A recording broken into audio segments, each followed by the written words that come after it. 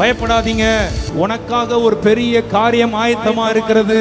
நீ அதை கண்ணால பார்த்ததும் இல்ல, காதால கேட்டதும் இல்ல, அதை நினைச்சது கூட இல்ல. அப்படிப்பட்ட ஒரு பெரிய காரியத்தை தேவன் உங்களுக்கு ஆயத்தப்படுத்தி வைத்திருக்கிறார். விசுவாசிக்கிற பிள்ளைங்க, இப்ப இருக்கிற சூழ்நிலையை பார்த்து பயப்படாத.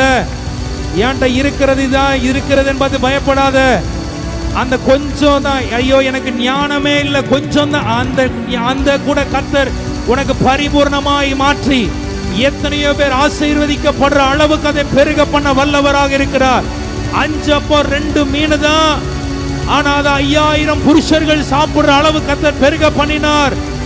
எத்தனை பேர் நம்புறீங்க? இனி ஒரு பெருக்கத்தை கர்த்தர் தருவார். எனக்கு இதுவரைக்கும் பெருக்கத்தை பார்க்க முடியல, இனி பெருக்கம்.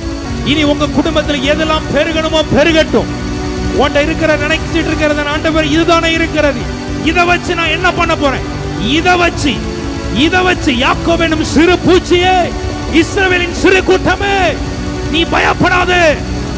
உன்னை போரடிக்கிறதுக்கு புதிதும் கூர்மையுமான பற்கள் உள்ள இயந்திரமாக மாற்றி, இதை வச்சுதான் பெரிய சேனையாய், இதை வச்சுதான் பெரிய படைகளாய் கர்த்தர் உங்களை அலங்கரிப்பாராக.